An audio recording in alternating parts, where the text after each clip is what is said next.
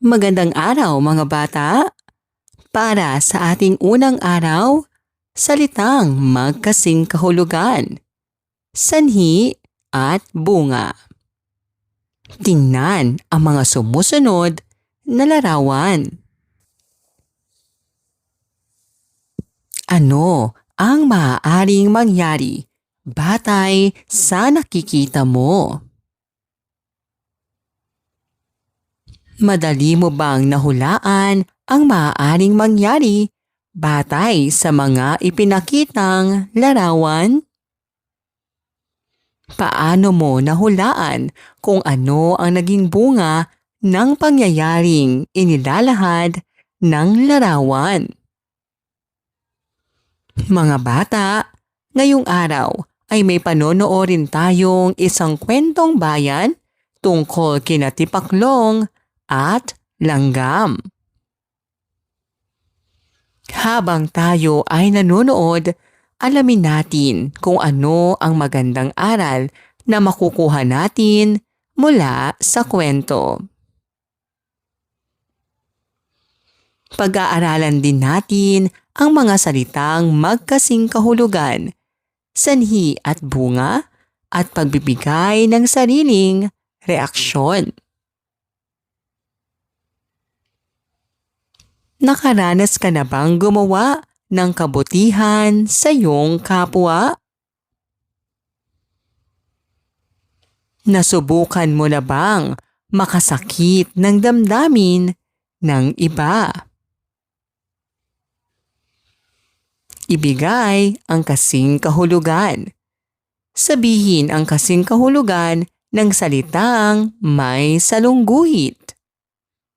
Ginaw na ginaw si Carla pagkatapos mabasa ng malakas na ulan sa daan. Ugaling mag-impok ng pera ni Andoy dahil gusto niyang bumili ng bagong cellphone. Hindi inaasahan ni Juan ang pagbuhos ng malakas na ulan kaya siya ay nabasa. Magkasalong kumain ang nanay at tatay ni Arman.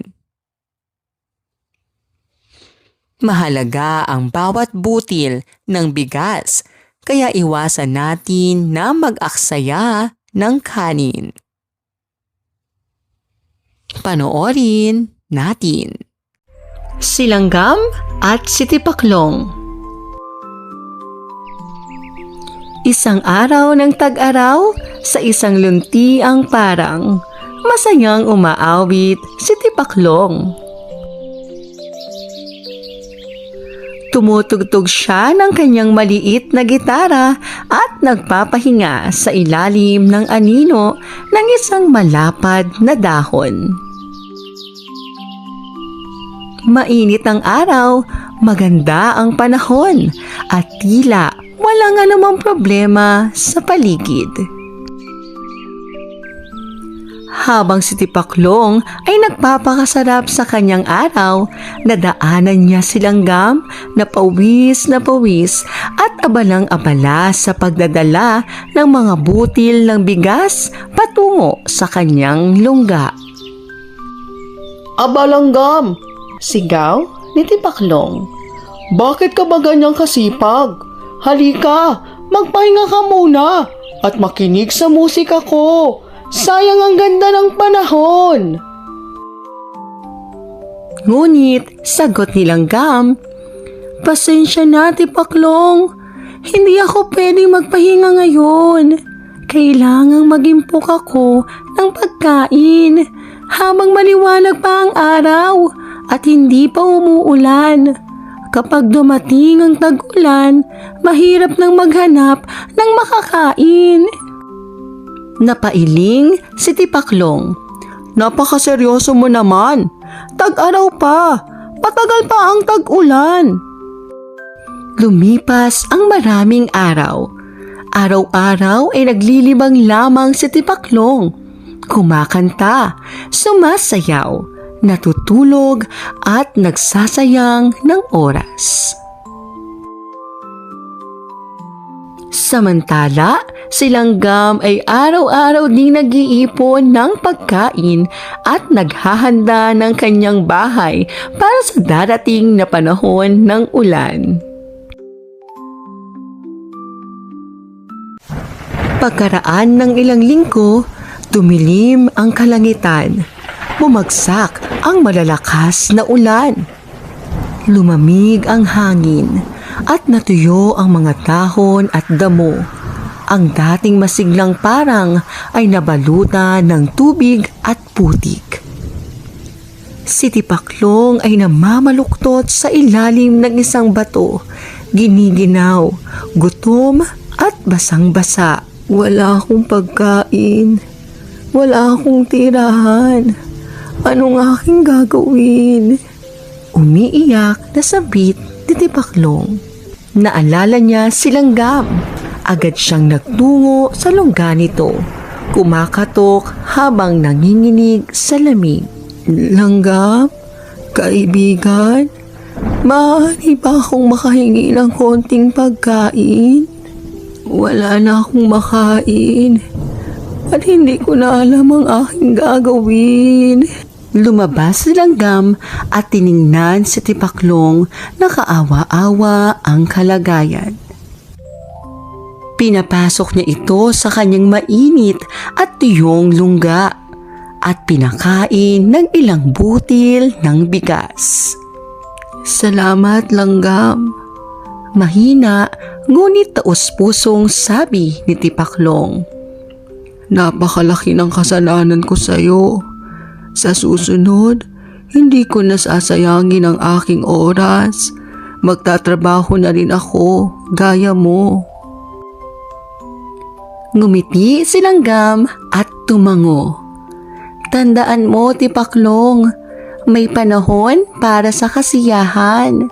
Pero huwag nating kalimutan ang panahon para sa paghahanda.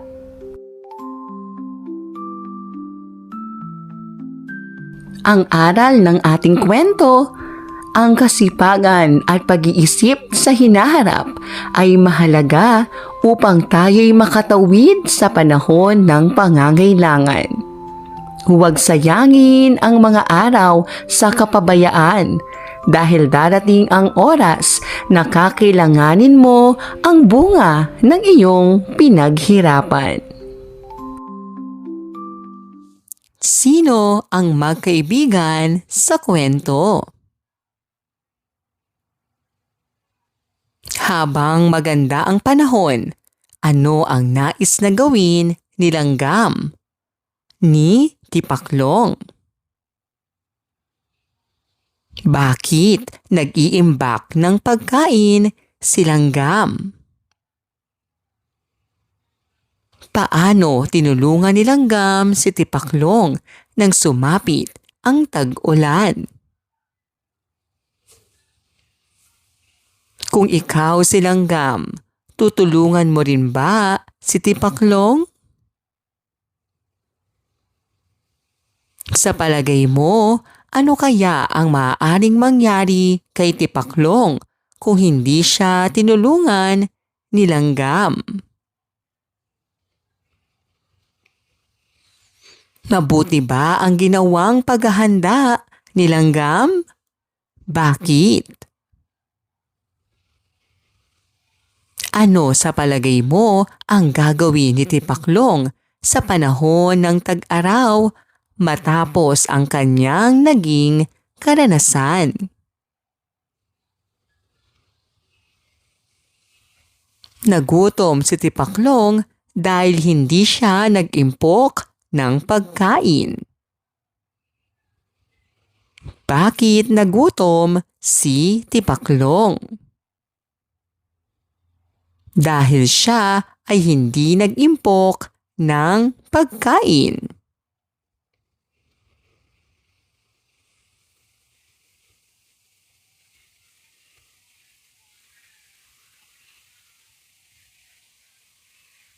Ano ang naging resulta ng hindi niya pag-iimpok? Nagutom si Tipaklong. Naging malakas ulit si Tipaklong dahil tinulungan siya ni Langgam. Bakit lumakas ulit si Tipaklong? Dahil siya ay tinulungan ni Langgam. Ano ang resulta ng pagtulong ni Langgam? Naging malakas ulit si Tipaklong. Ano ang sanhi at bunga? Sanhi. Ito ang dahilan ng isang pangyayari. Kadalasang ginagamit ang salitang dahil sa paglalahad ng sanhi.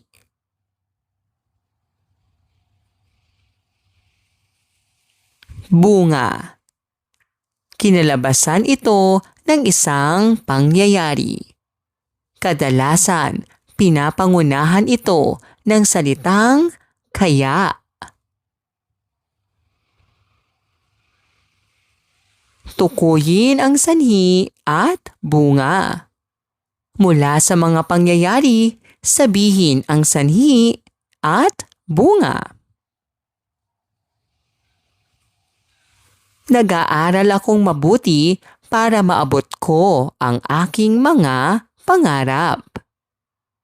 Ang sanhi dito ay para maabot ko ang aking mga pangarap. Ang bunga ay nag-aaral akong mabuti. Ako ay kumakain ng gulay at prutas kaya malakas ang aking pangangatawan. Ang sanhi ay ako ay kumakain ng gulay at prutas. Ang bunga ay kaya malakas ang aking pangangatawan. Masigla ang aking pagkilos dahil lagi akong nag-eehersisyo. Ang sanhi ay dahil lagi akong nag-eehersisyo, ang naging bunga nito ay masigla ang aking pagkilos. Masaya ang aking pamilya dahil kami ay nagmamahalan. Ang sanhi ay dahil kami ay nagmamahalan, ang bunga nito ay masaya ang aking pamilya. Ang mga salitang magkasing kahulugan ay magkapareho ng kahulugan. Ang sanhi ay dahilan at ang bunga ay resulta. Gawin natin. Tingnan ang mga larawan at ibigay ang mga sanhi o bunga na ipinapahiwatig nito.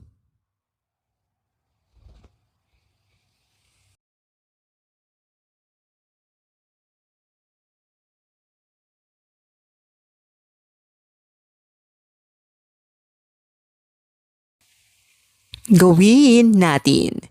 Isulat sa patlang ang S kung ang may salungguhit ay tumutukoy sa sanhi at B kung ito ay bunga.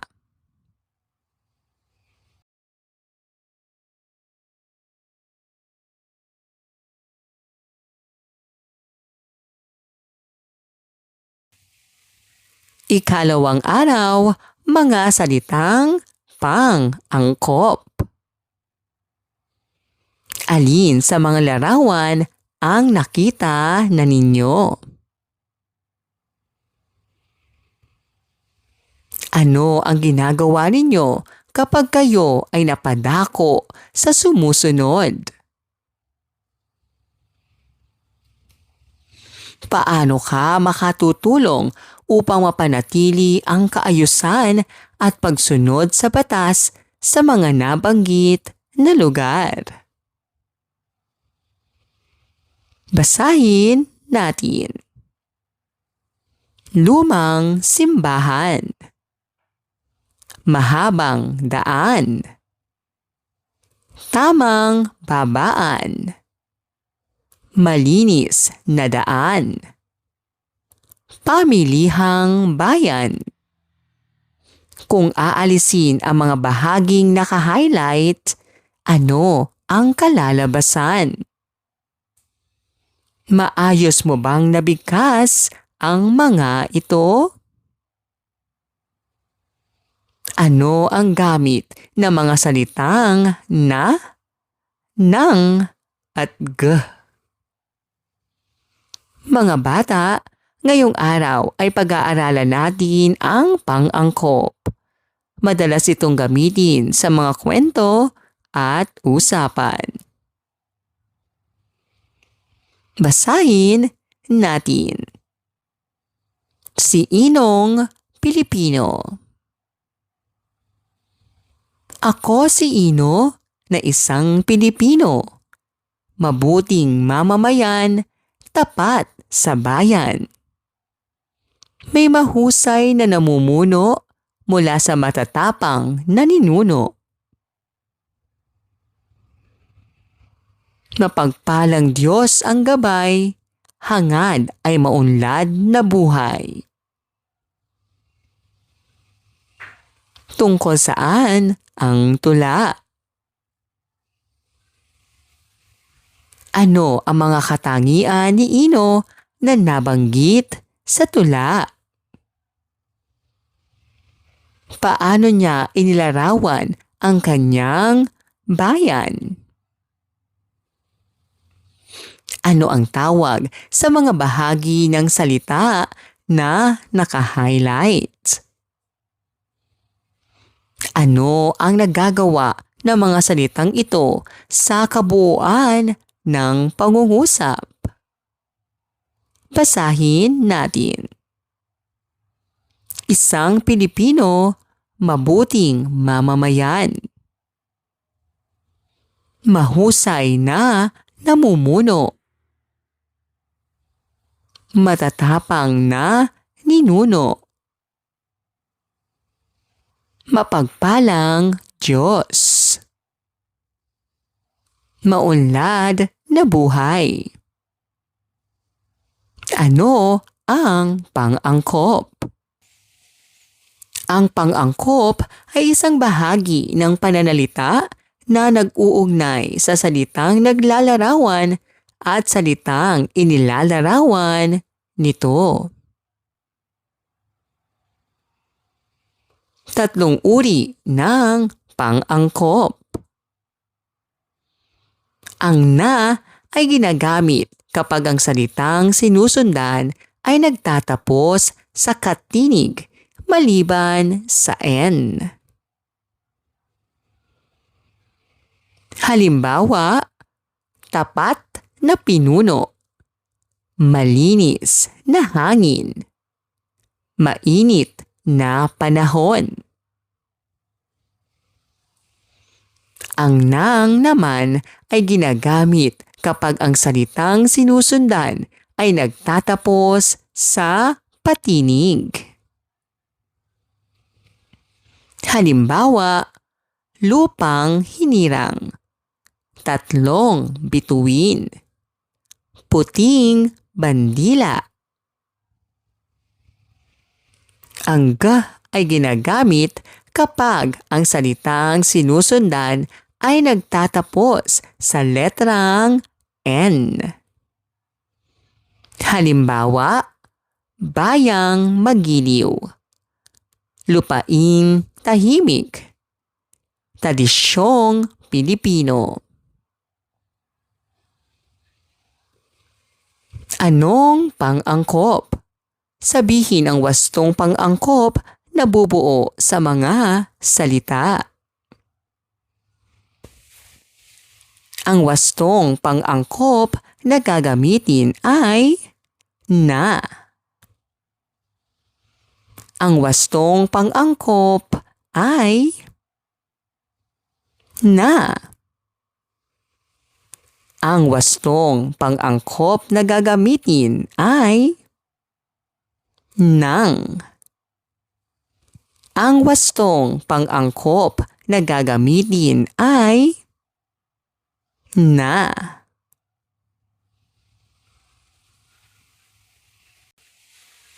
Ang wastong pang-angkop ay nang.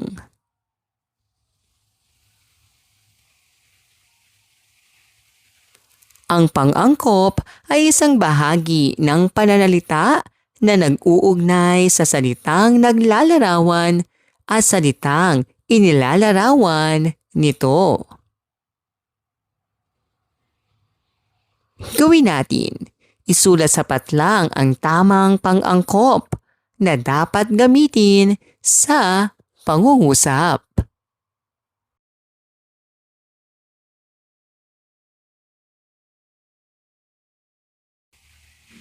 Gawin natin. Lagyan ng wastong pang-angkop ang sumusunod na salita.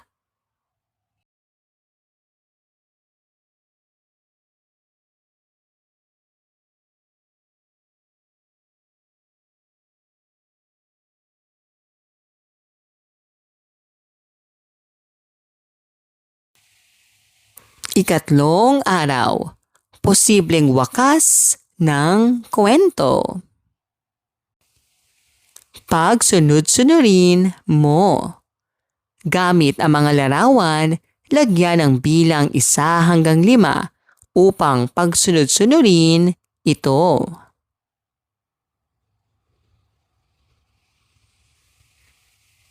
Una, ikalawa, pangatlo, pang-apat, pang-5. Madali ba ninyong naayos ang mga larawan sa kanilang pagkakasunod-sunod? Ano ang ipinapakita ng mga larawan? Ano ang mangyayari kung hindi natin susundin ang batas trapiko?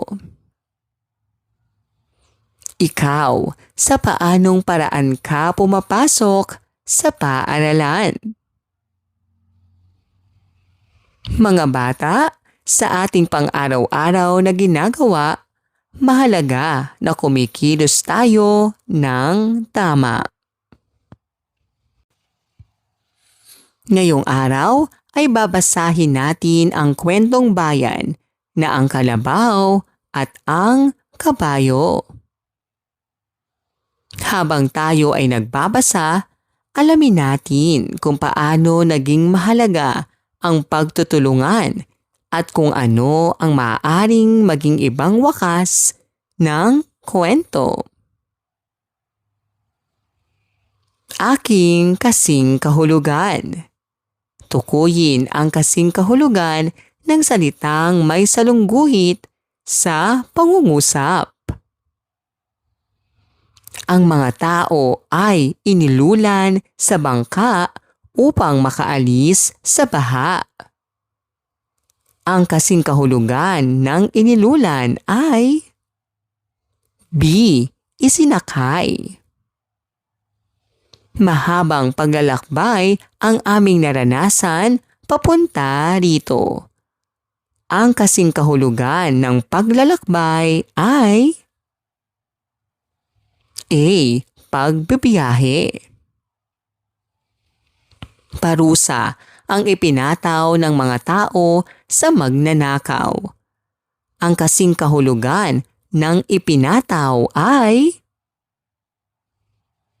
C. Ihinatol. Iginupo ng sakit ang matanda kaya nakahiga na lang sa kama.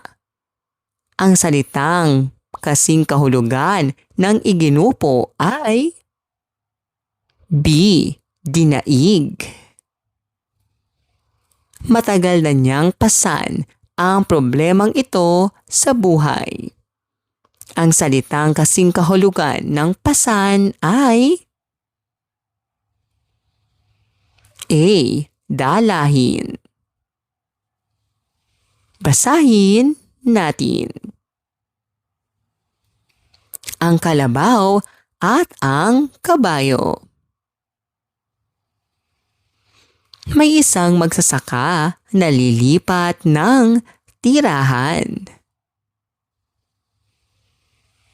Kaya inilagay niya ang kanyang mga gamit sa kanyang alagang kalabaw at kabayo. Maaga silang naglakbay sa ilalim ng mainit na araw. Habang naglalakad, nakaramdam ng matinding pagod at panghihina ang kalabaw dahil mabigat ang kanyang pasan.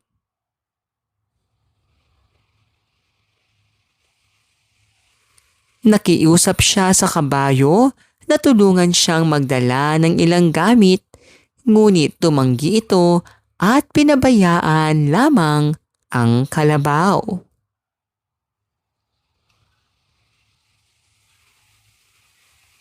Makalipas ang ilang oras, hindi na kinaya ng kalabaw ang sobrang bigat ng dala, kaya siya ay bumagsak at namatay. Nalungkot ang magsasaka, kaya inilipat niya ang lahat ng dala ng kalabaw sa kabayo. Dahil dito, nahirapan ding maglakad ang kabayo at nagsisi siya sa hindi pagtulong sa kanyang kasama. Sino-sino ang tauhan sa kwento? Ano ang gagawin mo kung ikaw ang nasa sitwasyon ni kalabaw? Ano ang iyong saloobin sa ginawa ni kalabaw at ni kabayo? Ano ang naging wakas ng kwento? Nasiyahan ka ba sa wakas ng kwento? Kung bibigyan ka ng pagkakataon, anong wakas ang ibibigay mo sa kwento? Ano ang posibleng wakas? Basahin ang bawat sitwasyon. Sabihin ang posibleng wakas ng kwento. Kung tinulungan agad ng kabayo ang kalabaw, ano kaya ang nangyari sa kanilang paglalakbay? Pagkatapos magsisi ng kabayo, ano kaya ang ginawa niya sa susunod na pagkakataon? Kung nagpahinga muna ang magsasaka sa ilalim ng puno, ano kaya ang nangyari sa kalabaw? Kung may ibang hayop na dumaan at tumulong sa kalabaw, ano kaya ang maaaring nangyari? Matapos ang nangyari sa kalabaw, ano kaya ang natutuhan ng magsasaka at kabayo? Ang mga salitang magkasing kahulugan ay magkapareho ng kahulugan. Ang posibleng wakas ay sariling hinuha sa maaaring mangyari pagkatapos ng kwento. Gawin natin. Basahin ang sitwasyon. Isulat ang naiisip mong angkop na posibleng wakas.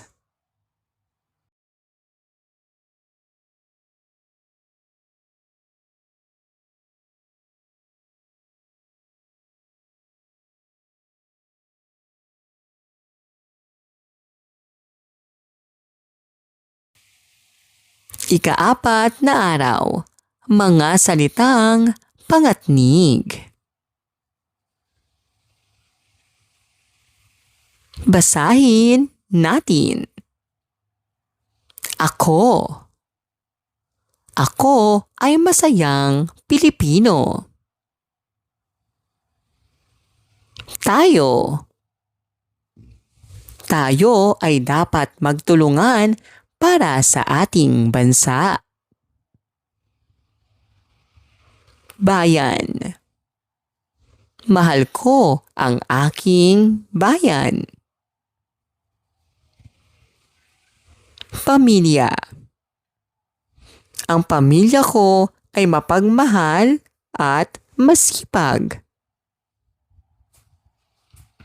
Mahal. Mahal natin ang ating bansa. Guro. Ang aming guro ay nagtuturo ng pagmamahal sa bayan. Bata. Ang bawat bata ay dapat maging mabuting mamamayan. Paaralan. Ang paaralan ay lugar ng pagkatuto at pagkakaisa. Ang high-frequency words ay mga salitang madalas gamitin sa pagsasalita at pagbabasa. Piliin ang pangatnig. Piliin ang wastong pangatnig upang mabuo ang pangungusap. Di ko pinakinggan ang utos ni nanay, patlang ako ay napagalitan. Ang wastong pangatnig ay kaya.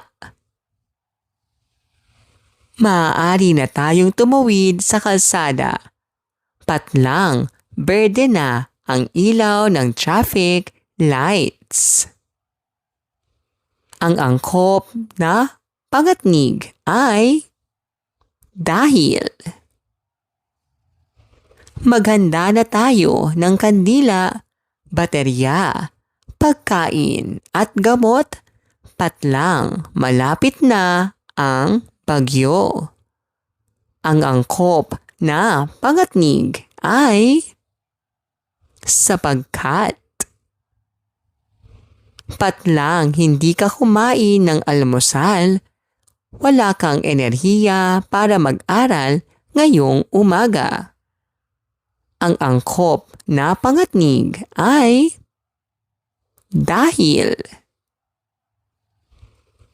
Basa ang sahig sa kusina, patlang siya ay nadapa. Ang angkop na pangatnig ay kaya. Ang pangatnig ay salitang nag-uugnay ng salita o pangungusap. Ano ang ugat? Piliin ang salitang ugat ng mga sumusunod na salita. Naglakbay.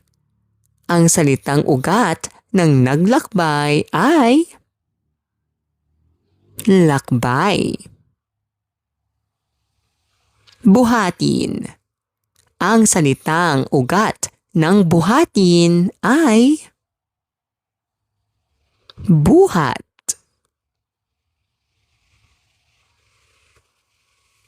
Pinasan. Ang salitang ugat ng pinasan ay pasan. Inilulan. Ang salitang ugat ng inilulan ay lulan. Bumagsak. Ang salitang ugat ng bumagsak ay bagsak. Naglakbay, lakbay. Buhatin, buhat. Pinasan, pasan. Inilulan, lulan. Bumagsak, bagsak.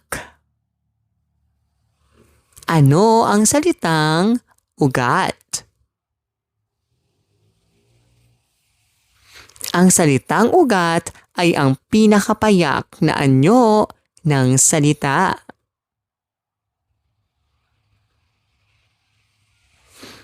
Salitang kilos at salitang ugat. Tumalon, talon. Kumain, kain. Nagsulat, sulat. Naglinis, linis. Sumayaw, sayaw.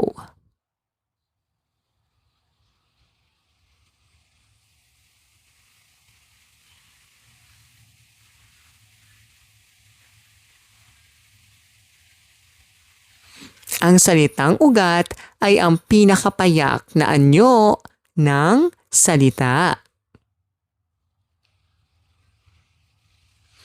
Ang pangatnig ay salitang nag-uugnay ng salita o pangungusap. Gawin natin. Piliin ang tamang pangatnig upang mabuo ang diwa ng pangungusap.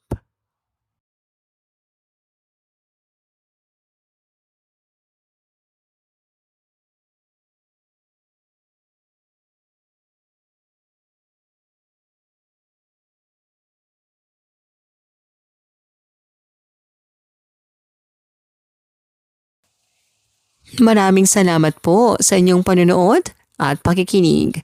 Hanggang sa muling pag-aaral ng asignaturang Filipino. Paalam!